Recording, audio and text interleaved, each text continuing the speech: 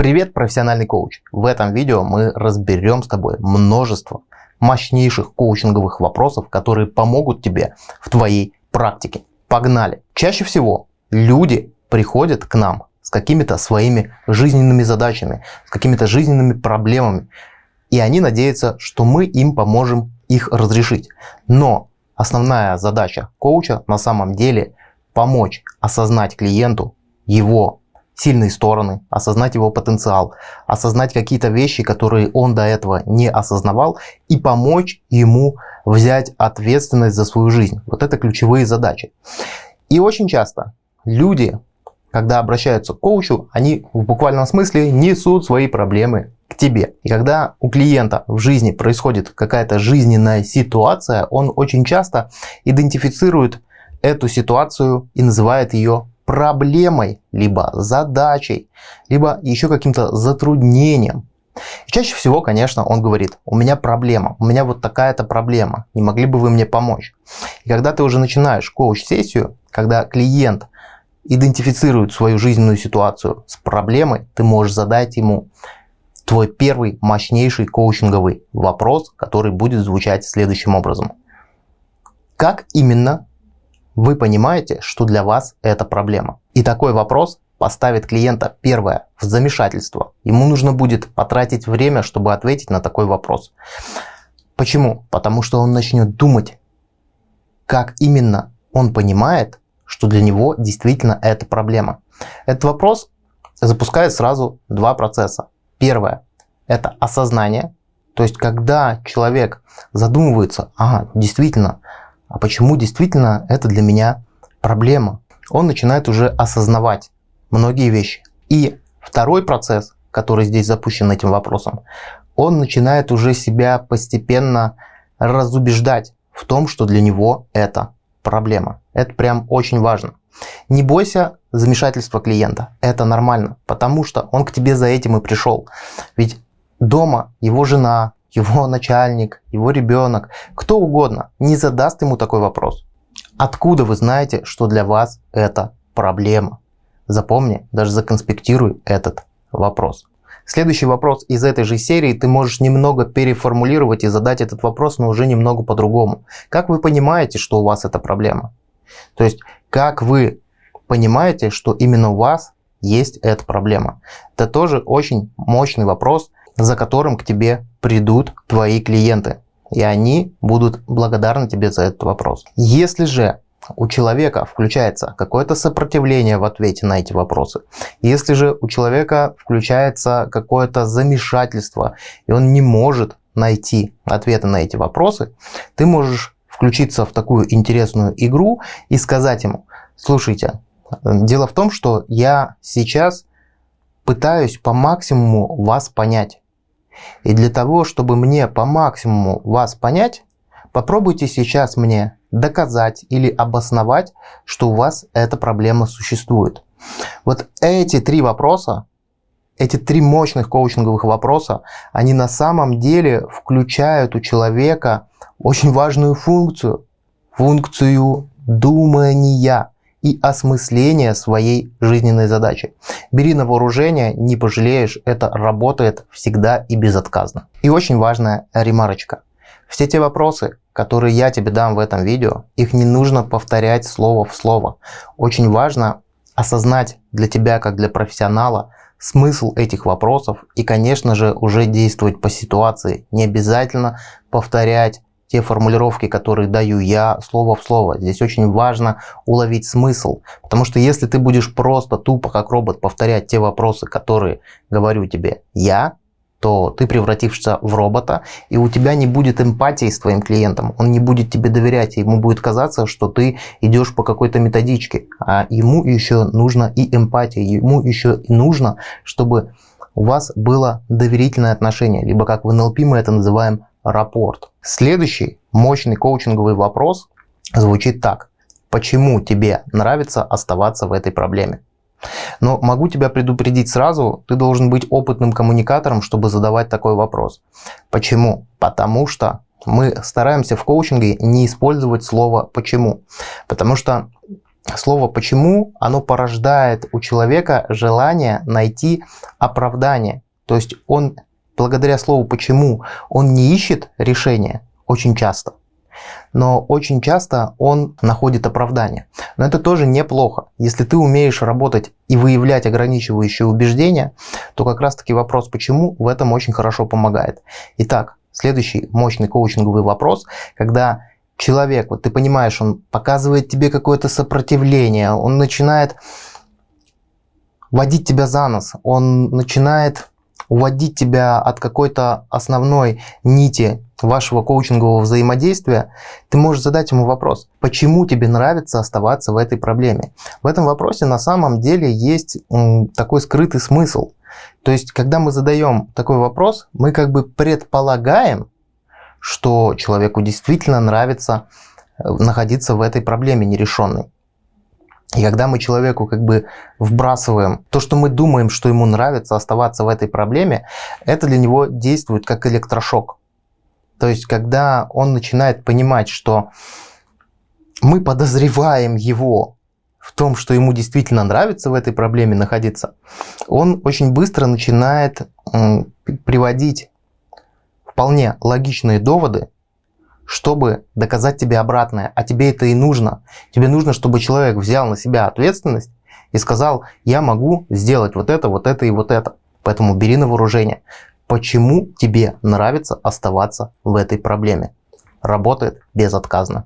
Далее, двигаясь в коучинговом взаимодействии с твоим клиентом, тебе очень важно актуализировать ценность решения той проблемы, с которой вы работаете вместе со своим клиентом, для него же самого. То есть актуализировать ценность. И актуализировать ценность решения для него же этой проблемы ты можешь следующим вопросом, который звучит так. Насколько действительно решение этой проблемы важно для вас? Вот задумайся, насколько действительно решение этой проблемы важно для вас. То есть здесь мы актуализируем ценность. Здесь человеку тоже требуется время, чтобы подумать и поосознавать, а почему действительно для меня это важно решать. Потому что многие люди в действительности, имея какую-то проблему, они не готовы ее решать. Они готовы о ней много разговаривать, они готовы платить деньги коучу, они готовы тратить на это время, ресурсы свои, но не готовы решать. Поэтому здесь очень важно как бы актуализировать ценность и помогать взять ответственность. Помогать не нагрузить человека ответственностью, а именно помочь взять ответственность за решение данной проблемы. И в продолжении сказанного, дальше ты можешь задать следующий вопрос. Для чего вам важно решать эту проблему сейчас? Здесь мы уже добавляем фактор времени. Для чего вам важно решать эту проблему сейчас? Мы актуализируем фактор времени и пытаемся с клиентом поговорить на тему, косвенно, на тему того, насколько важно именно сейчас это делать. Именно сейчас, в данный момент времени, сегодня, здесь и сейчас. И иногда клиент может поосознавать и сказать, вы знаете, на самом деле у меня сейчас есть задачи, которые более важны для меня, но этот вопрос был для меня ценным. И это тоже хороший исход будет сессии, если человек вдруг изменил цель коучинга, изменил цель сессии. Очень часто человек просто тратит свое время коучинговое не на решение своей проблемы, а просто на ее обсуждение. А у него есть другие, более важные задачи. Я уже об этом говорил, но повторюсь еще раз, это прям очень важная информация для тебя. Поэтому спроси у него, пожалуйста, почему вам важно решать эту проблему именно сейчас. И пусть он даст критериальный, вразумительный ответ, в первую очередь самому себе. Дальше, во время проведения своей коучинговой практики, тебе нужно актуализировать решимость своего клиента, то есть его готовность решать свои задачи и брать ответственность. Актуализировать решимость мы можем с помощью следующего очень мощного коучингового вопроса. Если вы решите эту проблему, что это будет значить именно для вас?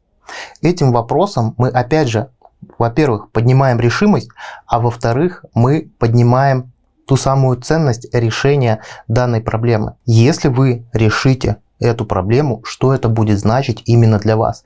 Здесь не будет, конечно, каких-то готовых ответов. Ему нужно будет время подумать, но это прям очень важно, чтобы значимость и решимость поднималась во время твоей коуч-сессии. Следующий вопрос, который помогает актуализировать решимость твоего клиента, звучит так. Если вы не станете решать эту проблему сейчас, что это будет вам стоить? Какие потери вы понесете, если вы не будете решать эту проблему? Здесь тоже очень важный фактор. Когда мы актуализируем решимость, мы человеку предлагаем подумать на тему, если оставить все как есть. Но таким вот завуалированным образом. Если вы не станете решать эту проблему, что это будет стоить вам? Какие потери вы понесете? Это прям очень мощно и очень круто. Бери на вооружение. Следующий вопрос для актуализации решимости касается окружения твоего клиента. Ты можешь задать ему вопрос: кто сейчас в вашей жизненной ситуации вообще на вас смотрит, кто за вами наблюдает, кто берет с вас пример. Здесь мы подразумеваем то, что есть какие-то люди, которые наблюдают за тем, как наш клиент справляется с той или иной задачей. Это может быть семья, это могут быть друзья, может быть кто угодно. Не обязательно это будут какие-то конкретные там надзиратели. Но когда человек начинает осознавать на уровне окружения и понимать, что он ответственен еще и перед какими-то другими людьми, это добавляет решимости. И отсюда вытекает следующий мощный коучинговый вопрос. На кого еще влияет эта проблема? На кого еще кроме вас влияет эта задача? Этот вопрос поможет твоему клиенту осознать, что он не один, скорее всего, находится в этой проблеме. И ответственность все-таки за решение придется ему на себя брать. Далее, еще до того, как мы начали непосредственно какие-то мощные коучинговые техники проводить, нам нужно взять у клиента разрешение на помощь ему в какой-то проблеме и актуализировать его готовность.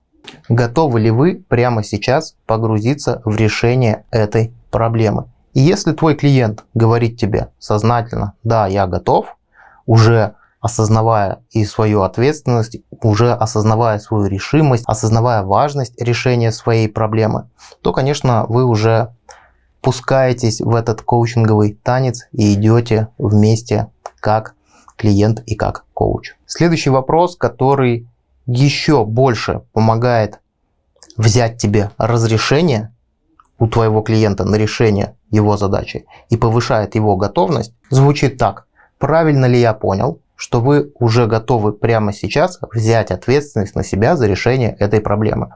Да, эти вопросы очень похожи. Да, эти вопросы очень часто могут казаться тебе как профессионалу нудными, повседневными и так далее. Но наши клиенты за этим и приходят. Им эти вопросы никто не задает. И очень важно задать вовремя грамотный, мощный коучинговый вопрос. Следующая линейка вопросов будет касаться критериев результата. И здесь тоже есть ряд нехитрых вопросов. Первый вопрос, который ты можешь задать своему клиенту, касающийся результата, звучит так. Каким способом вы хотите достичь своего результата? Что дает этот вопрос? Этот вопрос на самом деле заставляет клиента, опять же, подумать о самом оптимальном способе достижения этого результата. И поверь ты мне, многие клиенты же хотят просто заплатить деньги коучу, чтобы он им там что-то нашаманил, что-то сделал, чтобы у них все получилось. Условно говоря, все хотят есть и не толстеть. Условно говоря, все хотят ничего не делать, лежать на печке и ездить отдыхать в теплые страны. Но так в жизни не получается. И когда ты задаешь вопрос, каким способом вы хотите достичь результата, ты актуализируешь одновременно и принятие ответственности у клиента, и одновременно ты помогаешь ему задуматься уже о путях достижения его цели. Следующий коучинговый вопрос, касающийся цели и результатов, звучит так. Как вы поймете, что вы достигли результата? И здесь клиент тоже начинает задумываться, потому что многие клиенты говорят: я хочу увеличить доход. А ты можешь задать: как вы поймете, что вы увеличили доход? Или я хочу стать счастливым в отношениях. Как вы поймете, что вы счастливы в отношениях? Этот вопрос тоже очень мощный, и он тоже заставляет клиента задуматься. И следующий вопрос, который ты можешь задать прицепом к этому вопросу, звучит так. Как можно проверить? Как можно проверить достижение вами этого результата? То есть здесь такими вопросами, как вы поймете, что вы достигли результата и как это можно проверить, ты неформально заставляешь клиента описать четкие критерии его цели. И очень часто именно такие вопросы, касающиеся критериев цели, как вы поймете, что вы достигли результата, как это можно проверить, они на самом деле очень сильно помогают твоему клиенту обозначить цель. Превратить ее, если ты хочешь, из мечты какой-то общей в какую-то конкретную целевую задачу. Это прям очень хорошо работает. Ну и сейчас мы перейдем к ряду вопросов, которые помогают вывести клиента из такого сопротивления, когда очень часто клиент не хочет включать мыслительный процесс и отвечает на любой твой вопрос «я не знаю». Первым мощнейшим вопросом в этом направлении будет такой вопрос. Что конкретно должно произойти в вашей жизни, чтобы если бы мы встретились через год и пожали друг другу руку, вы бы мне сказали: моя проблема решена, моя цель достигнута. Это мощный вопрос, который включает в себя рамку «как если бы». Да? Мы предлагаем человеку представить, что было бы, если бы он представил, что его проблема решена. Через год, чтобы он ответил. Дальше, когда клиент отвечает на твой какой-то из вопросов «я не знаю», ты можешь использовать ту же рамку, как если бы. Представь, клиент отвечает тебе на какой-то из твоих вопросов «я не знаю», а ты ему говоришь: а если бы знали, что бы это могло быть? Это очень классная такая НЛПерская уловка, но она очень хорошо работает. Человек не успевает задуматься, представляя, что если бы он знал, и он выдает тебе какой-то важный критериальный ответ. Бери на вооружение. Запомни, как если бы. Когда тебе человек говорит «я не знаю», то ты его спроси: а если бы вы знали, то как бы вы ответили? И здесь он позволяет себе расслабиться, немного пофантазировать, и вопросы в формате «как если бы» на самом деле открывают возможность для творческих решений. Дальше, если вы зашли со своим клиентом в тупик, и он на большинство твоих вопросов отвечает «не знаю», ты можешь использовать еще один фокус с рамкой «как если бы».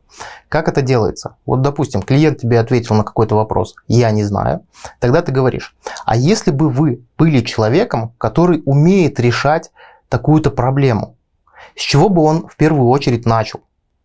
И он начинает представлять такого человека, который умеет решать подобную проблему, и предполагает какие-то варианты действий. Тоже очень хорошо работает в обход, скажем так, сознания, или в обход, я скажу так, в обход сознательного сопротивления. Когда вы запутались с клиентом, и он продолжает отвечать на все твои вопросы «я не знаю», ты можешь еще одним способом применить рамку «как если бы». Допустим, клиент тебе на твой вопрос ответил «я не знаю», а ты ему говоришь: а если бы вы могли изменить что-то одно в вашей сложившейся ситуации, то что бы вы изменили? И здесь тоже человек проходит через рамку «как если бы» или через рамку «как будто» и начинает искать какие-то варианты решений. Как правило, он их находит, и ты понимаешь, что ты можешь уже за что-то зацепиться, помогая твоему клиенту осознать какую-то свою задачу, либо помогая клиенту найти путь по достижению к цели. Но очень важную вещь хочу тебе сказать по поводу всех этих вопросов. Тебе нужно не записать их и повторять их как робот за мной, а тебе нужно постараться быть в карте реальности клиента, постараться понимать смысл этих вопросов и задавать их как бы естественно. И в этом тебе поможет искреннее любопытство. Искреннее любопытство – это тот навык, который очень рекомендую развивать в себе как в личности. Коуч – это в первую очередь любопытный ребенок. Ему очень любопытно, как клиент думает, ему очень любопытно, как клиент завел себя в такую-то, такую-то ситуацию. Ему очень любопытно, как помочь клиенту. То есть вот в себе взращивая качество любопытства, ты можешь очень сильно помогать своим клиентам, когда ты относишься с любопытством. Повторюсь еще раз. любопытством, любознательностью, с интересом. Как ты можешь это делать? Тебе не обязательно прокачивать свое любопытство прямо в процессе взаимодействия с клиентом, но ты можешь начинать это делать прямо сейчас уже. А вот интересно, почему Юрий Пузыревский вот так говорит, а не так? А вот интересно, можешь, кстати, мне позадавать вопросы, которые тебя интересуют в комментариях, которые искренне тебя интересуют. Обо мне, о моей личности, о моем канале, о тех вопросах, о которых я сегодня рассказал. И ты можешь это любопытство применять везде. Не знаю, в магазине кассирша сидит так или так. Задай себе вопрос, а вот интересно, почему она именно так сидит, почему именно она сейчас улыбается или почему она сейчас хмурится.